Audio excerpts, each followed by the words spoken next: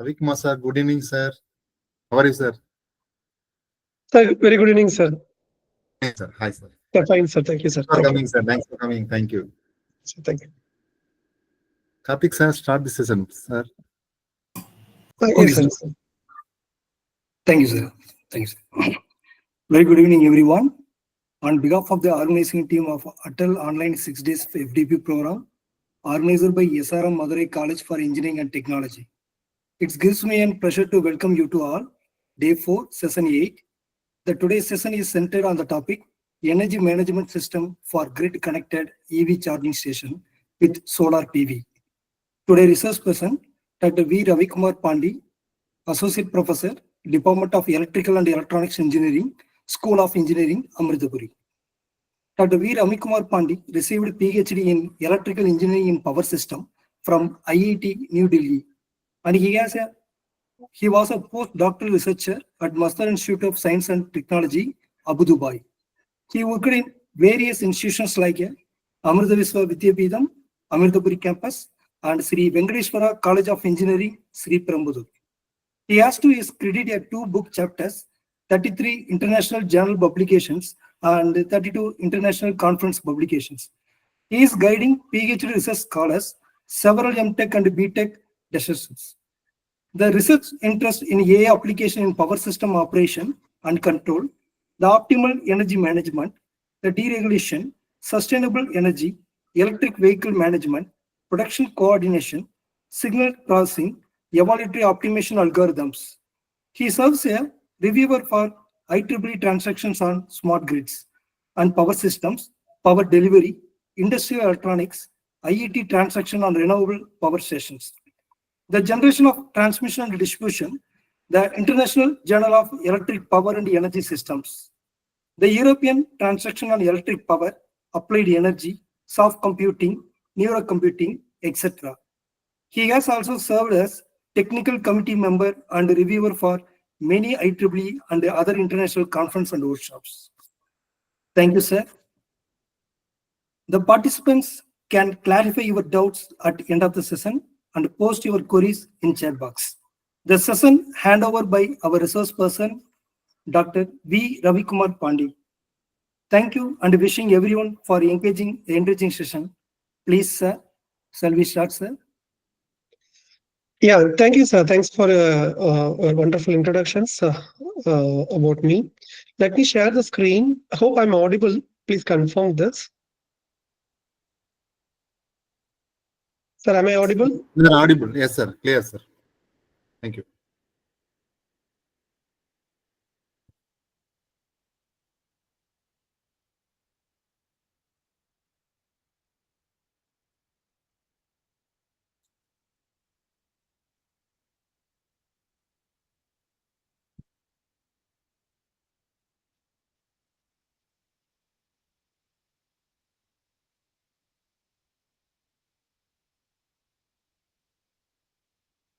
Sir, am I audible? The screen is visible?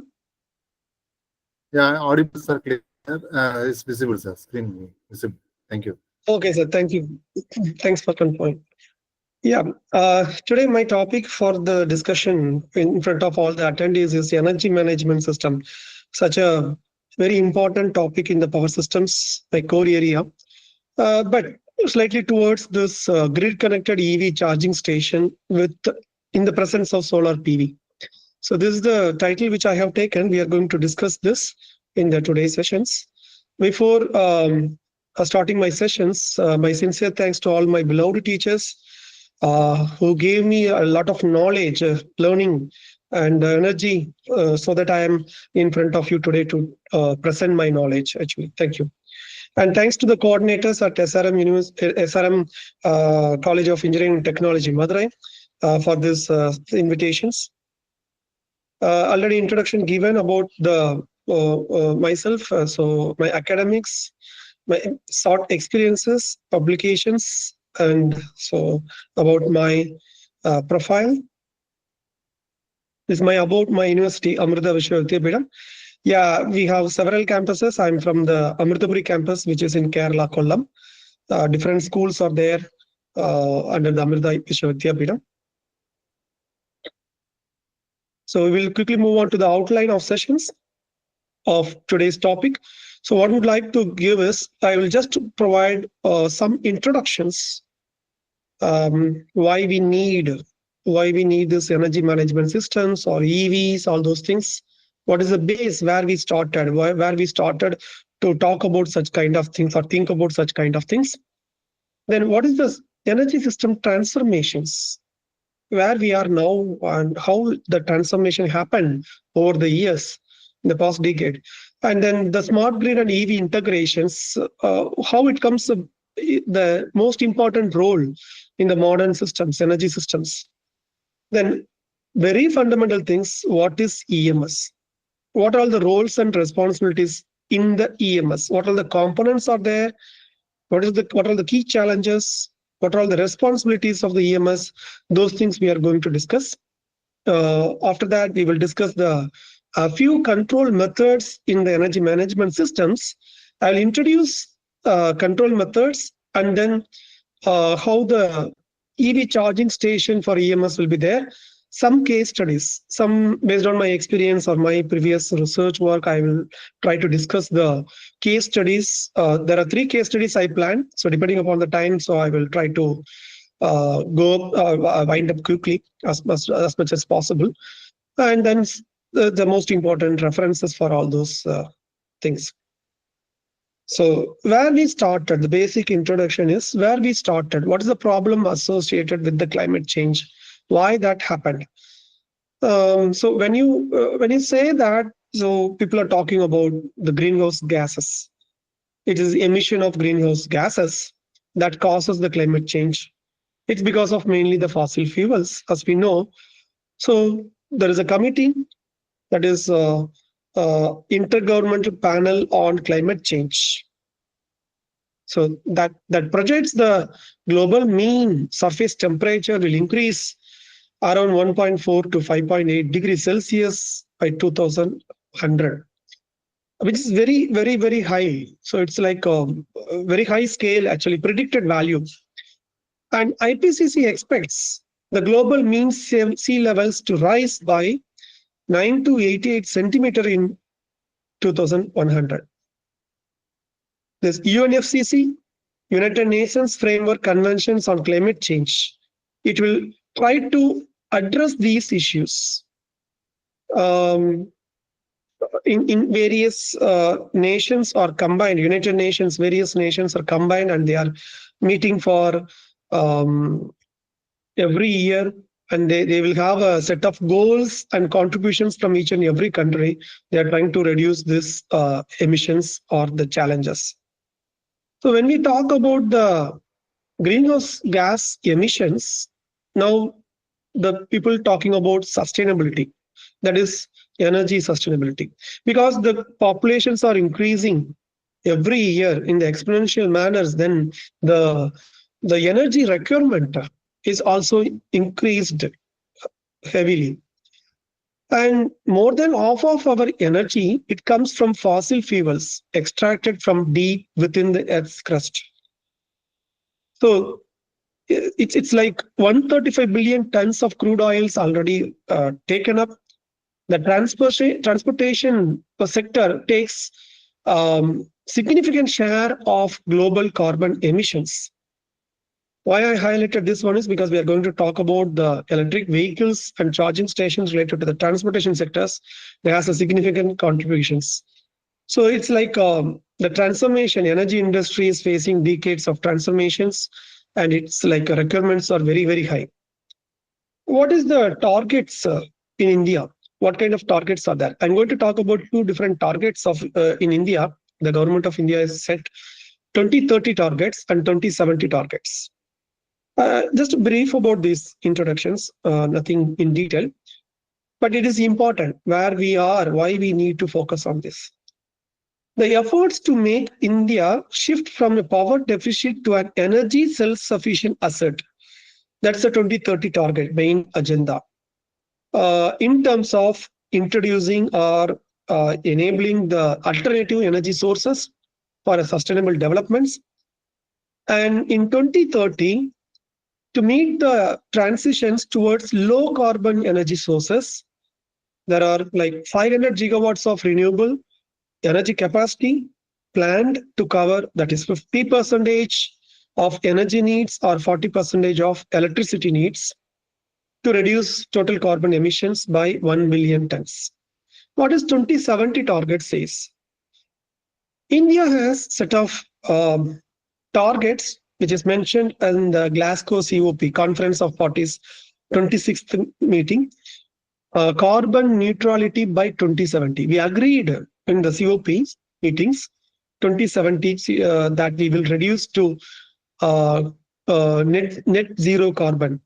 So that means, what is net zero carbon? It's like we try to increase our capacity of renewables or other generations so that the net zero is achieved in 2070.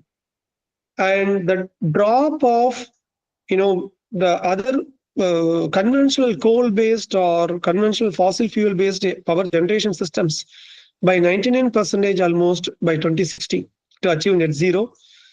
And so it is like target is there. So green hydrogen could contribute in this over the years. It can contribute more than 19% of the total energy needs in the industrial sectors. So there are 6 elements in the 2070 goal for the long-term plan. First one is expanding renewables and strengthening the grid. Second is nuclear energy and going for the future energy technologies such as green hydrogen, fuel cells and biofuels. Then demand side measures for the energy efficiency improvements so that energy consumption can be reduced. Rational utilization of fossil fuel resources, low carbon developments, transitions. Then optimum energy mix, complementing the national development scenarios. Okay, these are all the goals or targets set by Indian government 2030 and 2070. Now, how we transformed actually? We know that it's like a small systems are there. In India, we have the 5 different regions are there and they are interconnected. When these are interconnected, multiple regions or areas are interconnected through tie lines. In India, it happened 2013. The energy exchange between the areas happened. It helped each other, and the power deficits, extra powers available, those regions can support each other at difficult times. And it's like a mutual support. It happens actually. So the system becomes more stable, but other issues occurred. The complex control of utility-owned systems occurred because of the interconnections, and deregulations and market operations are opened up. Then it brings possibility of independent power producers, then integration of renewable energy sources at the utility level. Now we are introducing the renewable energy sources in the small commercial or residential building levels. Right? So the transition happens between the traditional grid in the top left corner to the smart grid or maybe modern grid structures. It is expected still the transitions are going on. In the traditional grid, as we know, that is a unidirectional power flow through the transmission lines and distribution lines. It will take into the consumer end or industries. In the smart grid or modern grid, there will be a bidirectional power flow depending upon the resources available or consumers, prosumers, those things will be there. So what is smart grid? Everyone may be aware of that. There is a lot of relations between these modern grid terms with the energy management systems why we need to work. A lot of research opportunities are there. So I will quickly define some 2-3 slides about the smart grid. It is a system which has 3 layers. The first one is the power and energy layer, which is the conventional one, power and energy layer, right? Then the second one is the communication layer is there, and the third one is the computational layer or the IT layer. And what is the expected characteristics of smart grid is it should be self-healing, flexible, and then predictive, interactive, optimized, and secure. What are the important operations of smart grid? It should have the tasks of classical power systems operations. Apart from that, it should allow for active customer participations in terms of demand response programs. Then it should allow for the integration of renewable energy resources. better utilization of existing assets, management of distributed generations and energy storage systems, and integration of secure communications promote ability. So those are all the things. It should be flexible and reduce the overall energy cost, and should be stable operating systems. It should be sustainable. Those aspects are covered in the operation of the smart grid. So what are the enablers of smart grid? Smart meters are needed at the user end, then advanced metering infrastructures with the smart meter networks, meter data concentration unit, meter data management systems, SCADA.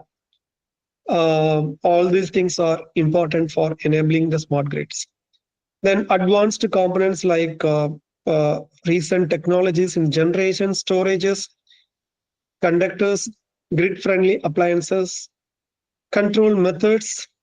It may be a better control for bulk generations, or maybe real-time control monitoring, power system stability aspects, advanced control of distribution systems. All those things are very much important for smart grids.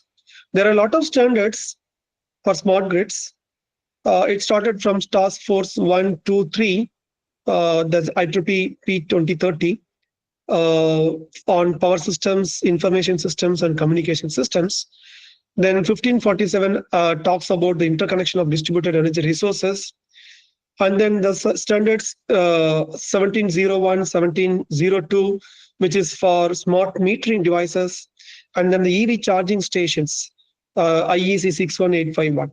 So a lot of standards are there which we need to follow while we are doing research, while we are developing some components. So we have to follow that. There are already some pilot projects across the country. Some are listed here just for the knowledge. So it's like smart grid pilot projects are already existing with a lot of investments and consumers covered in various regions, in both north and southern regions. It is already there. What is the mission on smart grid? National missions on smart grid. There are a lot of things. I just quickly go with the very important aspects of the national missions. The most important things are deployment of smart meters and AMI. Then the other importance are real-time monitoring and control. Then power quality improvements, then creation of EV charging infrastructures for EVs. So what is the roadmap to this particular scenario, smart grid scenario? There are 3 different things: 12, 13, 14, 5-year plan period from 2012 to 2027.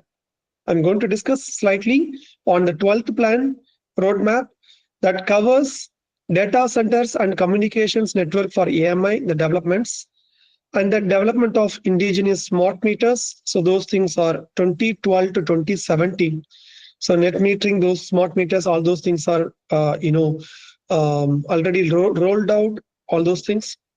Then 13th plan, 17 to 22, we are like having this electric vehicle charging station infrastructure rolled out, development of microgrids in total of 10,000 villages. Those things are the actual plan up to 2022. Then now the 14th plan, development of 50 smart cities, choice of electric supplier by the users, and total renewable integration of 130 gigawatts, and the EV expected penetration of 10% of the total vehicles. So our framework, subsidies, everything's are related to these roadmaps. Some of the EV adoptions, EV charging station and EV adoptions in the global status. It is like over 14 million EVs sold in 2023, accounting for 18% of total vehicle sales worldwide. Significant government incentives are available throughout the world. Indian statistics, EV sales, it is crossed 1.2 millions in 2023. The two-wheelers dominating the market. And India aims by 2030, 30% EV adoptions as per National Electric Mobility Missions. whether the EV is popular in the Indian scenario. I showed you two figures here. One is percentage of penetration over the different countries, China in blue color, Europe, then US and India. When you look at the Europe and China, the development 2025, we are now here, almost they are equal, and it's expected in 2030, the Europe will lead the EV penetrations, percentage penetrations in Europe. Whereas if you look into the Indian scenario 2030, 30% penetrations, right? Over the year, the penetration varies. Then in the India, the number of public charging stations available. If you look into the Delhi, there are more than 1,800 charging stations are available, public charging stations available in the Delhi. If you look into Karnataka, around 650 something is available. Maharashtra, around 600 it is available. And rest of the states, or it is like less numbers are available. So if you're taking Tamil Nadu, it is around 400 public charging stations are available. So what this data says? There is a survey which says 70% of Tier 1 Indian car consumers, they are willing to consider EV for their next vehicle. When they are shifting their vehicle, buying new options, they are interested to go for EV vehicles. But there's supposed to be a sufficient infrastructures, charging stations available in all the area. Then only they will go for this. So there is an infrastructure shortage in every places. What's the government subsidies available to encourage this infrastructures? There is a FAME 1 in action from 2015 to 19 to promote EV adoptions. And 2019 to March 2024, there is a different set of FAME 2 was adopted. Now, promotion scheme is there to promote the EV adoptions. Electric mobility promotion schemes are there in the recent days, which is doing the same subsidy or incentives for different type of customers. Industrial, they are mainly focusing it. Okay, now we'll come to the main topic of discussions, energy management system. What it is, I'm going to cover the basics and how it is related to the smart grid related things. What is the modern grid says, how we have to modify it. Then some case studies, we will move on. What is energy management systems? It is basically a computer-based system for monitoring, controlling, and optimizing the power system. There are three roles of energy management system. It should be useful to monitor. It should be useful for control, taking the decisions and making the control. And it should have optimizing the operations of the power systems. All are three different roles actually. There are key components. It is remote terminal units, IEDs, sensors like hardwares, then control algorithms, decision-making algorithms, network analysis programs, all those software-based algorithms are needed as the key components of EMS. And this EMS, in order to make it work effectively, we need a strong SCADA systems, supervisory control and data acquisition systems, which connects in real time to measure the parameters at various locations in the power systems and make the effective communications, and to take the decisions or whatever the decisions are taken, it should be again communicated or control action should be taken at the different levels. So there are different levels of objectives for the energy management systems. The first is the like primary, secondary, and tertiary objectives. The very primary objectives and most important objectives are at the immediate scales of times, almost in real time. We need to maintain the system security and stability. That's the most important task. And keep the power flow and voltage levels within the limit. If any voltage limit violations are there, we need to take actions immediately. Alarm should be sent to the operator to alert them and then escalate the issues and control the situations like that. So that's the most primary things. Then secondary is, in order to get the reference points or operating points of the economical operations, is very much important through optimal power dispatch, and then implement the real-time control for efficiency improvements. Those are secondary objectives. Then the tertiary objectives, which may happen like every day or weekly or monthly, timescales or like larger timescales, tertiary objectives. Optimizations of power systems operations, that is there. Then planning and maintenance schedules. Those things are like a tertiary objectives. Different functions are there. Depending upon these functions, there are some objectives. First, we see the control functions, operating functions, optimization functions, and planning functions. So when we see that control functions, it needs to control real-time monitoring and automated control. Take the decisions and automatically control the system so that at the immediate moment that stability is maintained. Then operating functions, it maintains the economic operations and decision-making support. Economic operations things.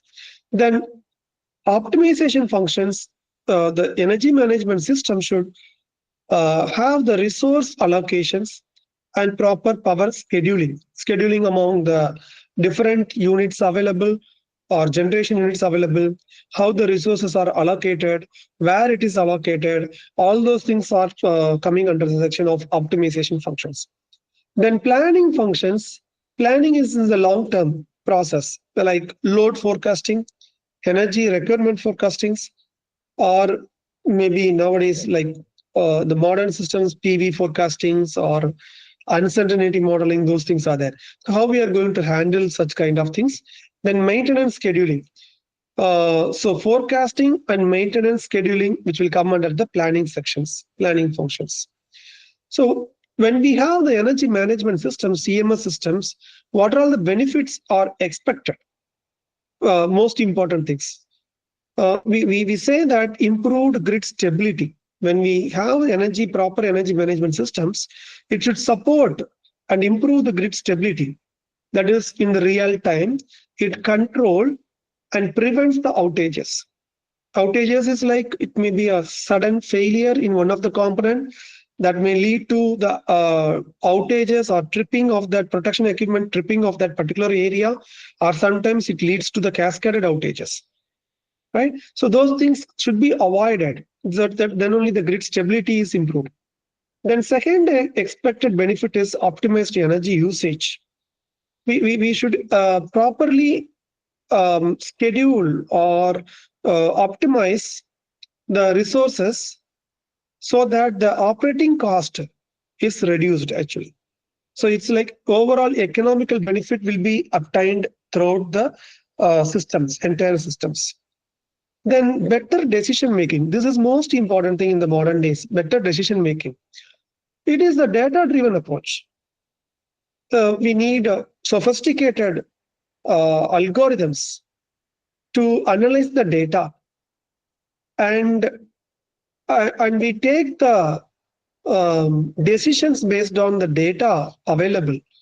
What is expected? How we can avoid such kind of situations in predictions based on predictions, and how we can make better utilizations of the resources. That kind of decision making is possible by extensively analyzing the data. Then the fourth one is enhanced renewable integrations. How we can move for integration of or penetration of the solar and wind energy, so that the efficient use of these energy resources is possible.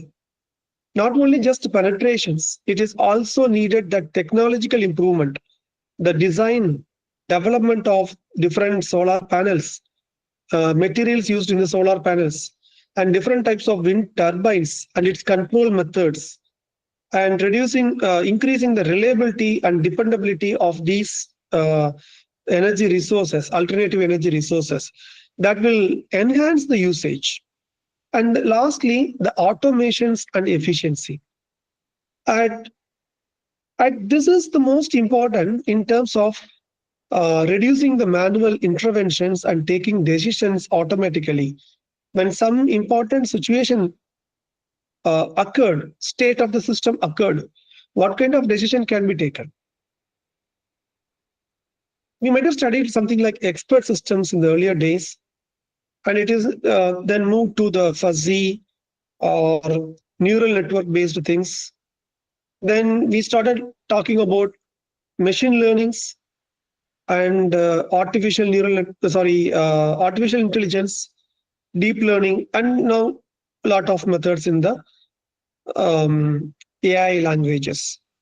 So how we are going to utilize the most advanced algorithms and tools to reduce the manual interventions, and most importantly, the cyber security threats. Cyber threats are also handled properly when we are doing the automations, and which will give the improved response, much improved response. Those things are expected here.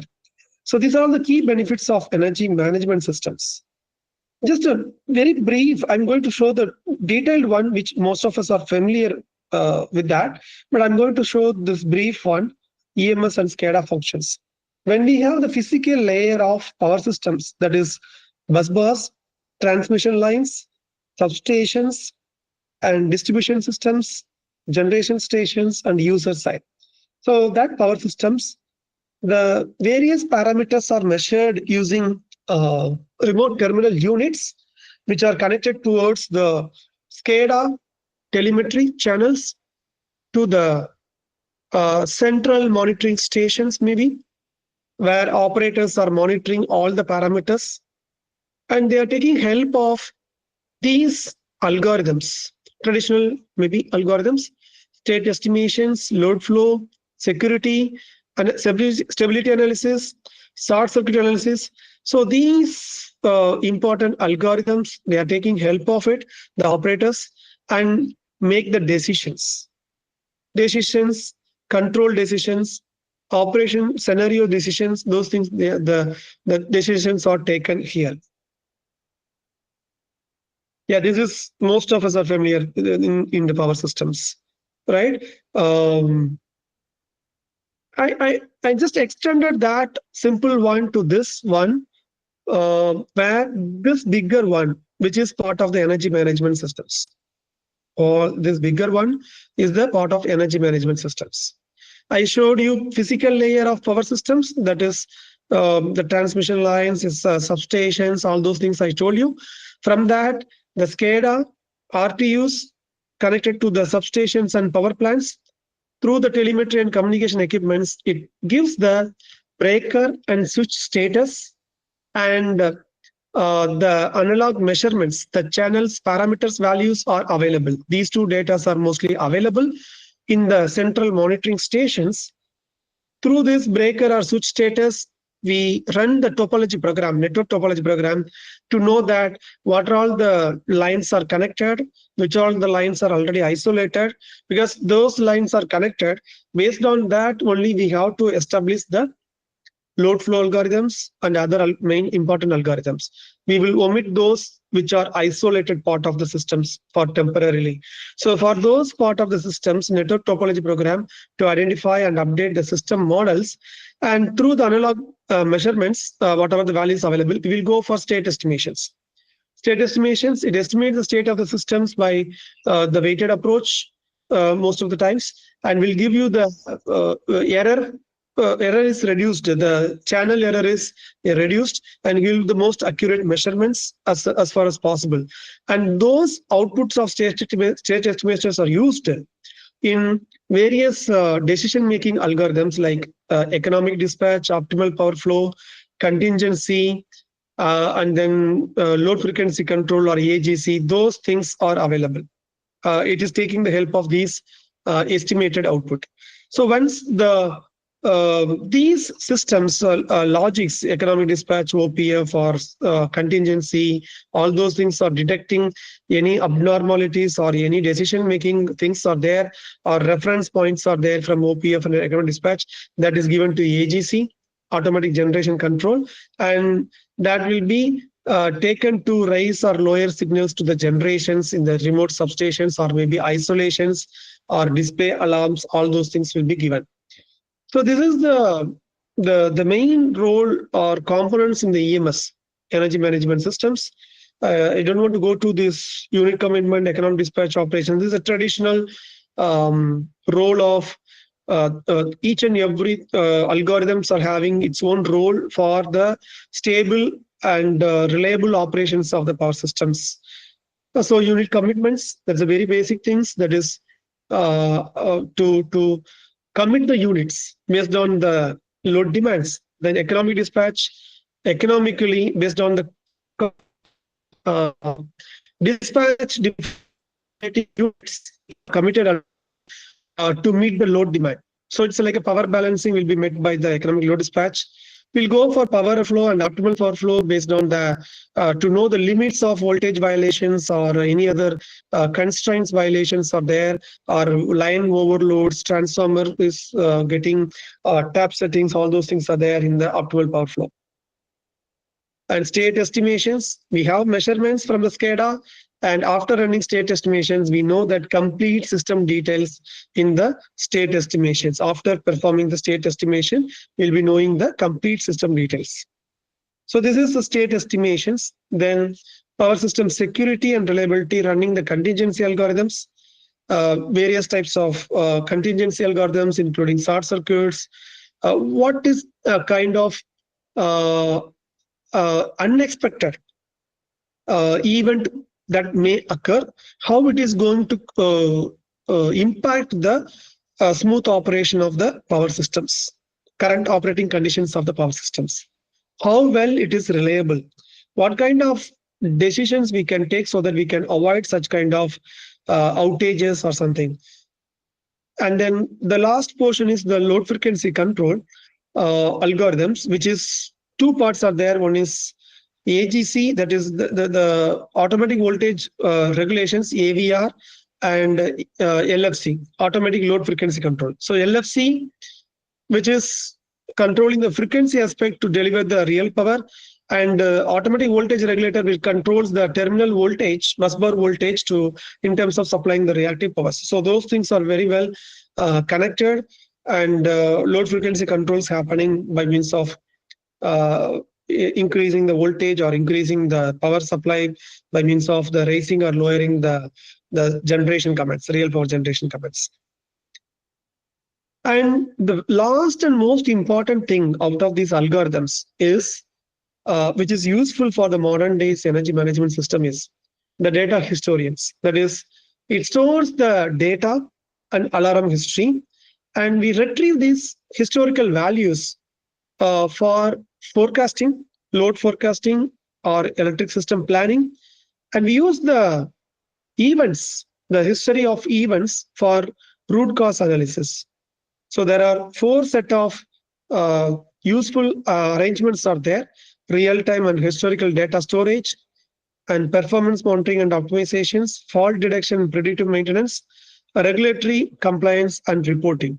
So there are four different aspects are there, which is uses of this data historian or data storage in the energy management systems. How we can classify? I'm going to show two different basic classifications. One is based on the charging infrastructures. Charging infrastructures. First one is like it's a slow charging, residential charging EMS. Then there may be a public charging EMS with fast DC chargings. Those things are nowadays available almost in many places. And there are some third category, that is fleet or depot charging EMS. So it's mainly useful for buses and taxis, the common public transport systems, where this is also available in a certain part of the country. Certain states already, the EV buses are available, electric vehicle buses are available, it is running already. The other classification is based on the control strategy. Control strategy we can classify into, centralized, decentralized, and hybrid. In general, I'm going to show some other aspects of control, but in general, it is centralized. Centralized means there are only single control center which manage all the charging points, all the things, Then decentralized, each charger makes its own decisions in the electric vehicle charging stations. And hybrid means the combination of certain things, area-wise or zone-wise, some separations, and then that is centralized and decentralized one. Hybrid things are there. What are the key challenges which we can expect in the electric vehicle charging stations when we are implementing EMS for electric vehicle charging stations? Very much important thing is load balancing. Load balancing in terms of, say there are 10 electric vehicles can be charged, charging ports are there, 10 EVs can charge at the same time simultaneously. But it's a user's decision, right? The EV operator, EV owner can decide to plug in and plug out as per their need. So it's like there are some like EV arrivals, departures, which is uncertain actually. Along with that, when you have the PV in the EV charging stations, PV is installed at the charging station itself, there are like unpredictable variations in the PV power productions. So how we are going to balance the load with the available power, whether it can be met by completely the PV resources or partially by PV, partially by grid, or maybe completely by the grid supply. So how we are going to balance this? How we can make the optimized operating conditions at each and every time period, every 15 minutes time horizon maybe. How we are going to optimize it? The power distributions among the charges and who is going to supply. We need to optimize it economical point of view. Then grid stability. Grid stability in terms of reducing peak demands, impacts on grid. So how we can reduce the grid impact, stress on the grid. Then how we can like decide the penetration level, how much it is needed, the solar or wind, based on the requirement throughout the year. What is the requirement? What is the expected requirement? How much energy is needed from these charging stations throughout the year? What is the expected usage level? So based on that, we can think about the key challenges of renewable energy integrations. Then when we come to the renewable energy integrations or the uncertainty things, we are immediately thinking about the energy storage systems, especially battery energy storage systems, BESS, battery energy storage systems. So how we can manage this? Is there anything? Dear participants, kindly mute your mic, please. Pravina ma'am. Okay, thank you. Okay. So the battery energy storage systems, which is going to be helpful in supporting the integrations, renewable energy integrations, or maybe the sudden changes in the grid systems, load level, all those things will be supported based on the battery energy storage systems, and how effectively we can manage the charging and discharging strategies. That is one more key challenges. Then users demand response, because right now we have time of unit pricing in some part of the country, and some traditional slabs are there, those billing pricing schemes are there. But when we move on further in the modern systems, we were expected to use the demand response programs, where it is the generating station centric, not user centric approach. Generating station centric approach, where users change their consumption behavior based on the real-time pricing signals.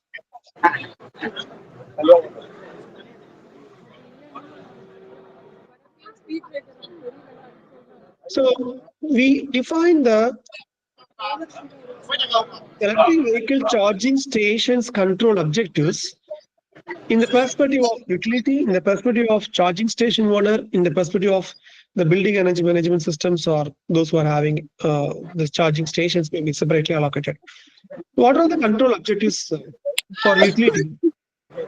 Usually we see this traditional approaches: economic dispatch, unit commitment, power flow, OPF is there. Apart from that, then the demand response also very much important.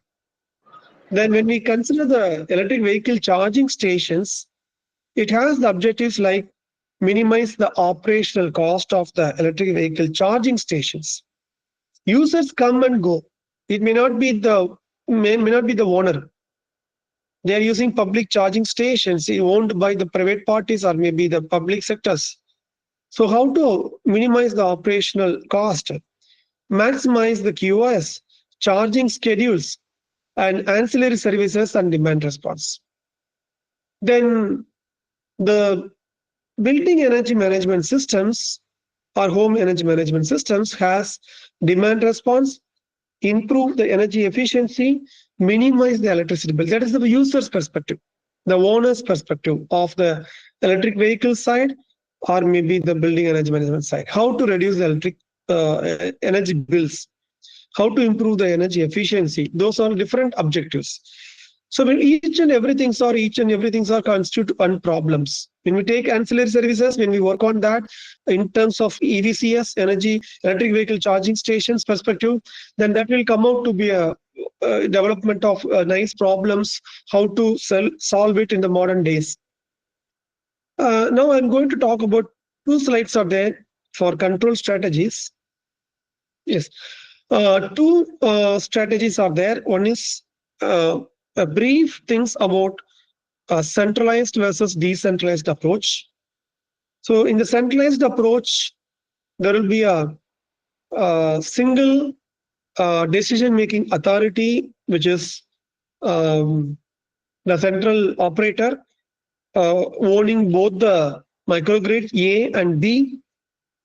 There is a individual energy management systems A and B will be there, but the decisions are taken collectively, centralized manner it will be taken. Whereas in the decentralized one, the decisions are taken based on the individual area-wise data, that microgrid-wise data, the things are taken, and some informations are exchanged between these 2 parts of the microgrids. So it's like detailed informations are shared in the centralized, very limited informations are shared. There are very high communication burdens because all the informations are shared, whereas in the decentralized, low communication burden. Collaborations, it's possible in both the cases. Biased solutions are not possible, but it is possible in the decentralized case. Whereas if you take transparency, reliability, scalability, implementation difficulties are low in the centralized one, whereas all these things are high in the decentralized controls methods. When we talk about the energy management system strategies, we divide the things into optimization-based strategies, rule-based strategies, and learning-based strategies. When we take rule-based strategies, it has deterministic, Boolean logics, and fuzzy logics. So this is like deterministic rules, mostly traditional one, which uses the deterministic rules. When we have, say, power consumption of the particular thing is more than this, then take these decisions. So it's like deterministic rules are there. The range and states are well defined in the deterministic rules. Whereas the optimizations based strategies, we have offline optimization and online optimizations. Offline optimizations mostly used to take the allotment of resources or planning side optimizations at least a day ahead or mid of the day, in between the days. Whereas online optimizations to take the decisions for the current scenario. It's like the current scenario, how we can make the decisions, and so that we can reduce the operating cost of the systems, increase the stability. So such kind of are taken in the online optimization based energy management strategies. Whereas this one, learning based one, that is the recent advancements with machine learnings, fuzzy logic, or maybe neural network based one, deep learning based one. It supports, it uses extensive data, the data driven approach. A lot of data is needed to take the decisions, and it is like making the decisions much more effective. I will show one of my research work, recent work, which supports how the traditional systems, rule-based systems are working. And when we are implementing the rule-based to machine learning-based approach, and how the energy management system operates much effectively. What is the benefit out of that? Such kind of things we can see. I'm going to talk about that in the case studies discussions. So quick overview, just in between questions. Can you type or answers what are the key challenges of energy management systems? Either type, better it's type. So just type what are the key challenges of energy management systems?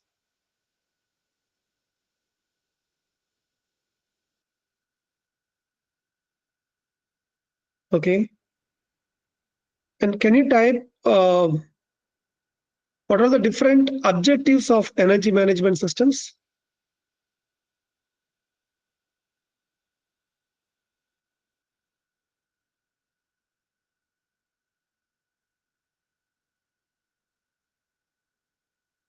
Okay, so if you're familiar with this basic energy management systems, what are the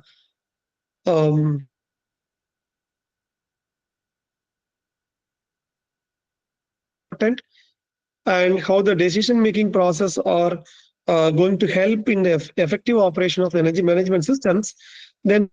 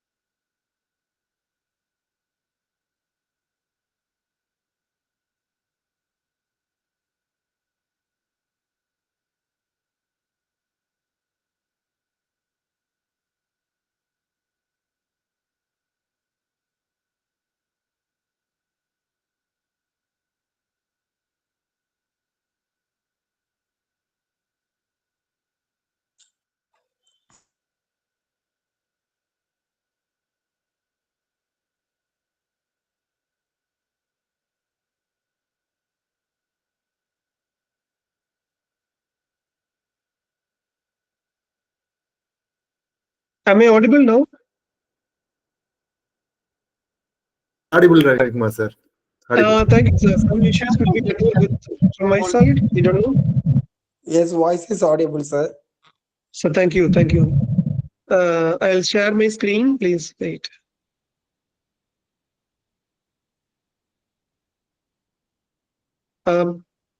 Please stop me whether where the network disruption happened. It happened just now. So this is discussed, right? And I started discussing this one.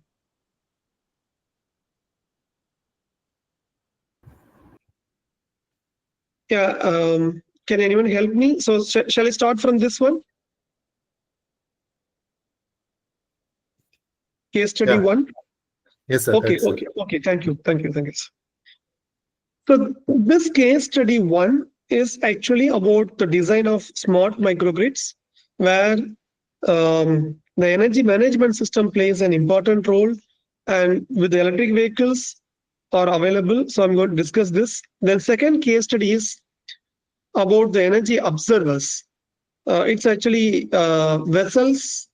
It has its own energy generating stations and the loads which is moving around the seawater throughout the world. And then third study is about my recent work on, along with my scholar, recent work on electric vehicle charging stations, actually. So in the first work, actually, it is there are like in UAE, Abu Dhabi, the Masdar Institute is the collaborating partner, and the other side, it is the Research Institute of Industrial Science and Technology, RIST, in South Korea. So two institutes collaborated with this to develop the smart microgrid in the Al Futaisi Island, one of the island near the mainland. It is. So what kind of development, smart microgrid developments are possible in that one? You can see the island size, area A and B divided here. New energy production areas in area B, accommodations and vacation lands are their activities. It's a tourist activities kind of things are planned in this side. It has zoo, it has a country club, it has planned new energy things like EV chargers, biodiesel plants with algae farm, desalination and storage tanks, PV farms, battery energy storage systems, diesel generators, wind turbines, all those things are there. And this operations centers, the monitoring centers are located in this one, and then hotel and resorts, EV and yacht charger. So those things are planned in this one. For this, when we are developing the energy management systems aspects, how we can design. The design is like, this is the configurations. This is from mainland legacy systems. It comes to the island, where the switching stations and bus bars are there, and the newly installation of the renewable energy systems and their loads. And the other side, some DC and AC loads and PV panels are there. And so it's clearly mentions what is the estimated demand after the development, full developments are there, how much load will be there, and battery supports are there, all those things are there. And most important to this systems related to our today's topic of discussion is the design of energy management system configurations. We have the physical systems, each components, power system components like PV, wind turbine, diesels, battery, utility, load, all those things are there, which are connected through network gateways, Modbus or private protocols through IEC 61850 servers, which connected to the client servers, and communications are there in the upper systems. Then system software managers, which controls in the backend database, forecasting algorithms, generation control algorithms, and user interface. So database has historical data, which will be retrieved and useful for the predictions, forecastings, or all the other purposes, right? Then generation control, our regular AGC, economic dispatch, energy storage, demand response, those things will be there on this one. Then user interfaces, it's a supervisory and control models will be there. So the traditional one, it is migrated. You know, this changes. It has the communication layers, right, and computing layers, not only our physical layers. The earlier systems, physical layers and central control facilities will be there, and lesser amount of data communications will be there. Now, extensive data communications on both the directions. The directions of communications, it's like extensive data communications are possible. Like that, it is designed actually. Then second case study, energy management systems in the Energy Observer. It's actually discarded, it's vessels actually. The two vessels are there, this is one vessels and another vessels on the other side. It is combined and it is prepared or something like with all type of energy sources and loads, everything. The Energy Observer is former race boat. It is reconditioned. The length, width, weight, and speed, all those informations are given from this Energy Observer. This is one of the very good microgrid systems which has its own power generations and its own load, well sophisticated. AC is there inside, It's like they can move around, they can dock it when they wanted to rest it somewhere, but they are not taking any type of energies or supply or power from the mainland. Everything is generated there. You see the wind-based generations, and you see that for sailing purpose, this is mostly useful. And then this one is solar panels are there, and they have this is right side of the vessels. It is hydrogen storage tanks are there, and battery is stored here, and then in the back side of this one, battery storage is there, like that. So you can see that the various components are there in this one. So this is the main entrance of the vessels, and then this is the control room with the restrooms, washing area, the bedrooms, sleeping area, and then the working area, something like that. And the other side, back end, all the systems, interconnections, everything is there. And the windmills, wind-based energy generations are here in the top, and fully covered with the solar panels. And hydrogen-based generations, fuel cells, batteries, all those things are available in the same systems, Energy Observer. It's launched in 2017. It has a mix of renewable energy and hydrogen produced on board. It has like it's moving around. It's testing for various aspects. The board was nominated first French ambassador of the Sustainable Development Goals by French Ministry. It's acts as a floating laboratory to test the microgrid. It's designed to test an innovative energy architecture in extreme conditions to prove its feasibility onshore. It has 3 renewable energy sources: sun, wind, and hydropower, and 2 types of storage: lithium-ion batteries and hydrogen tanks. So lithium-ion batteries, which provides for short-term requirements, and long-term, it will be taken from the hydrogens. The ship can produce hydrogen directly on board. It won't take from the mainland. The tanks are not swapped or filled with the hydrogen from the mainland, but it produces hydrogen directly on board through seawater electrolysis. It has inbuilt processing systems for electrolysis systems for producing the hydrogens. And there are 3 types of solar panels spreading over the surface of 130 square meters and keep 21 kilowatts peak. 2 vertical axis wind turbines, 2 multiplied by 1 kilowatt, 1 traction kite, 2 reversible electric motors. Reversible electric motors, it can be used as generators also, as well as motor functions. When they are sailing through the wind, they can use excess energy regeneration aspects. And then lithium-ion batteries there, desalinator, electrolyzer, compressor, fuel cell, and hydrogen storage tanks. If I remember correctly, 3 storage tanks are there, 2 or 3 tanks are there in these systems. And what is the goal of this particular mission? It is to test and optimize these energy mix in order to have them working in harmony and aim towards total energy autonomy.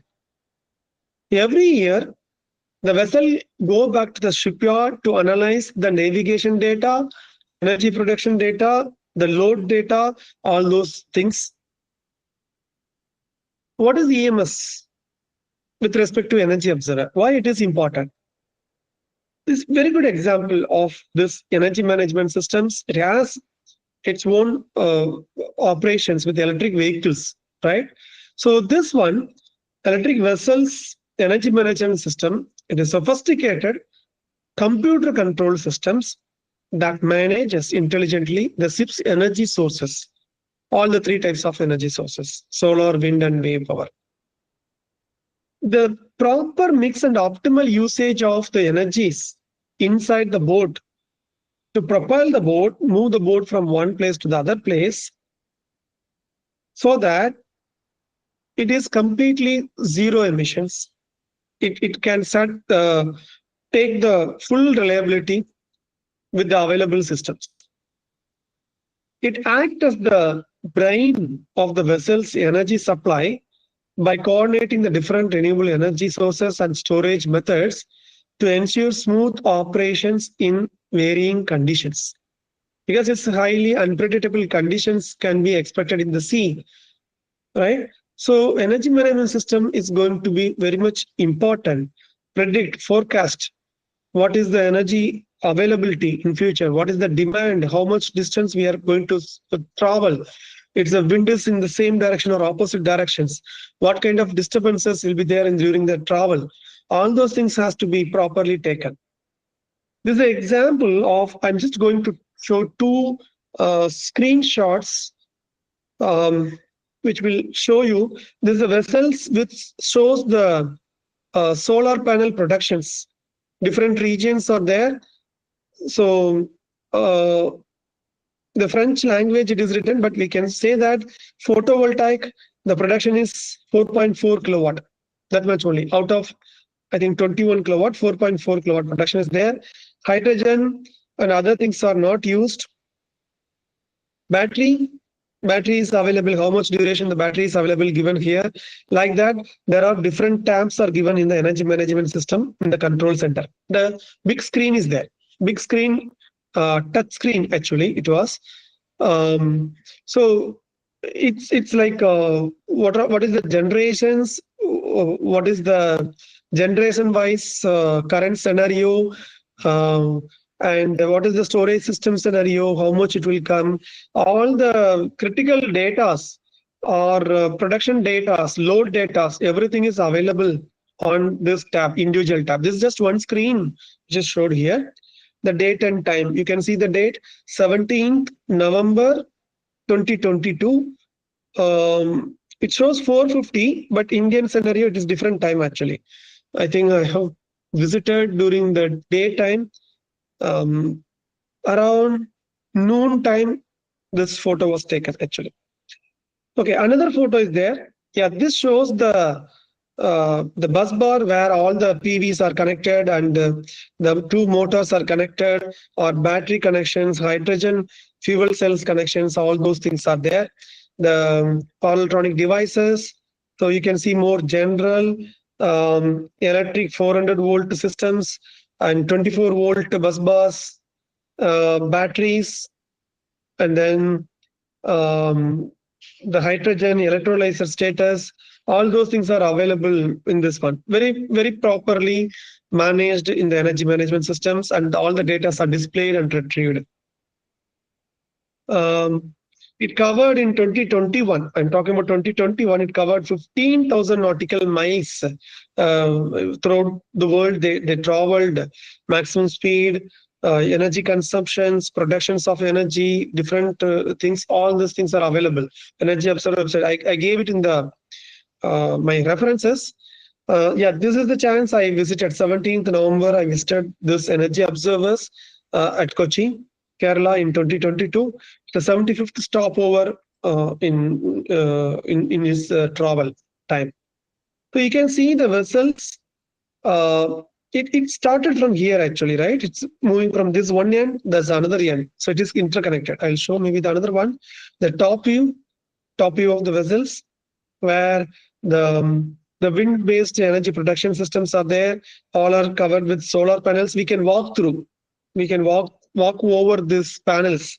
It won't get damaged, that kind of things. But we have to walk through barefoot, not with shoes and other things. And all the communications, all those things are available. And this is the captain seat, and then they will monitor the pathway, all those things. It's through this. And this is the chamber where the AC rooms and all those things are there below this area, where the energy management systems are there with the monitoring stations, all those things. And here it's like a rest area, and then bedroom kind of things. These vessels are designed in such a way that it is completely have all the facilities so that 4 to 5 members can stay conveniently inside this. You can see this one side where entry is possible. This is the entries directions. A small meeting hall is there at the entrance actually. So this is most important, which has energy management systems inside it, which is EV is there, and it has its own energy production is there. All the things are possible in this one. It's a EV based operations mostly. And the third case study based on my recent publications is energy management systems for electric vehicle charging stations. We compared the two different methods, the state flow method and ANN based energy management system methods. It's 8:50. I have to wind up, right? Okay. So I'll quickly go with this one. State flow based method. So this is the energy management systems applicable for DC bus bar, where EV is there and PV is connected to this, and grid connection is there considered, and there is a parking lot vehicles and there is a charging station batteries. So it can support bidirectional energy flow is there from charging station battery and parking lot vehicles, which are involving the vehicle to grid operations, those things. But main purpose is to support the EV vehicle owners for charging. That's the main purpose of these EV vehicle charging stations. To reduce the grid dependability, we have PV source, and since PV is intermittent in nature, we have these two elements, charging station batteries, and vehicle owners are voluntarily involving in the vehicle to grid operations. State flow based methods. Imagine just if you're taking only a few parameters to write the rule-based, the deterministic methods of operating conditions based on the operating conditions. Here it is power available if grid is connected. If it is yes, if the charging station battery has sufficient power, then yes. If the PV is having sufficient power or PV is greater than the electric vehicle power, then you take the state. So state 1, 2, 3, 4, 5, 10 up to 19 is there. So different modes of operations. This is grid connected mode of operations on the right hand side shown, and this is a standalone mode of operations shown. 9 states are shown on the left hand side, right? And with the limited number of parameters considered in the state flow based algorithms, a lot of states are emerging actually. So the state flow based implementations becomes complicated. See, from one state to the other state 1 to 2 to 3, 3 to 4, it is some states becomes interconnected. How to configure it? The states are interconnected. The EMS becomes complicated. Energy management decision making process becomes complicated. We need to continuously monitor, we need to take the decisions, and we need to move from one state to the other states. Whereas I will show you what is the drawback of this rule-based method when the results comparisons are coming. Then only we can easily understand. Whereas when we are using the ANN-based real-time based data processing is there. EMS, how it can be developed. That's the main agenda of this work actually. So the model which we tried to carry out this work to improve the energy management system operations is various ANN configurations we tested. What is giving most accuracy, the prediction accuracies, those things are considered. So among these components, various parameters are taken to consider the different scenarios or states of the systems. In the conventional way, it is going to be very complex. But when we take the ANN and producing the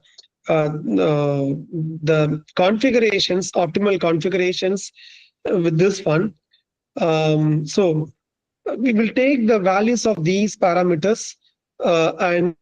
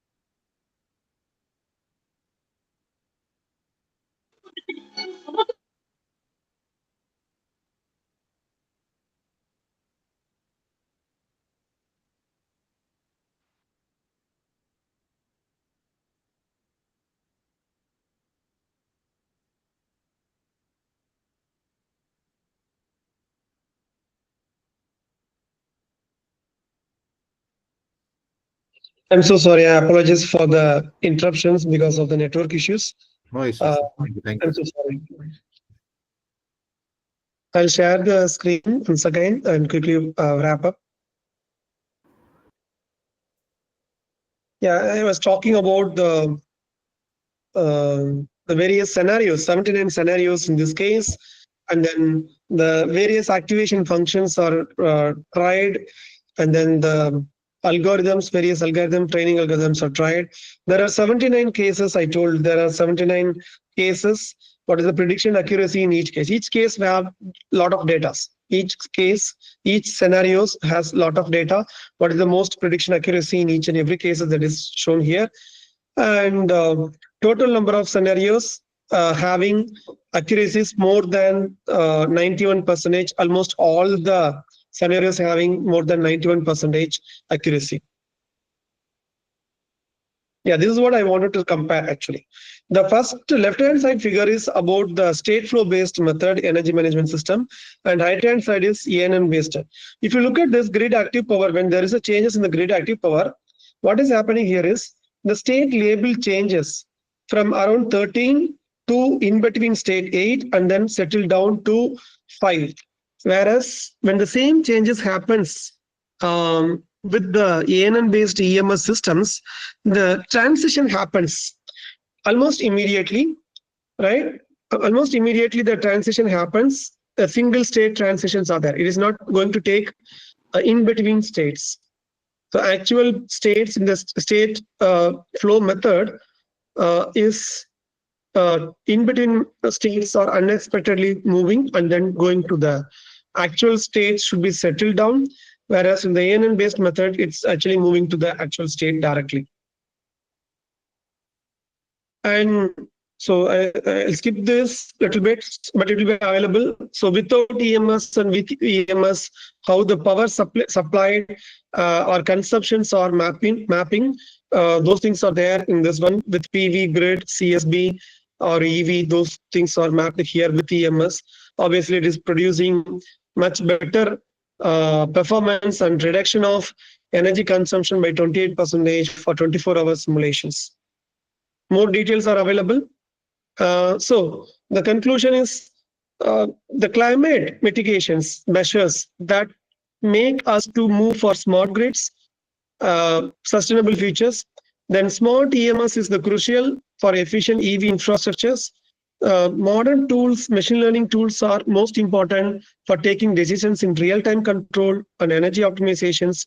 And then the future things like most important like IoT based infrastructures, V2Gs will revolutionize the EV chargings actually. These are all my references. I thank you all for listening to these particular sessions. These are all my references. I gave the energy observer references, all those things I gave. Most of the important things I gave. And thank you. Any questions or welcome. Participants are requested to raise your question. This is question session.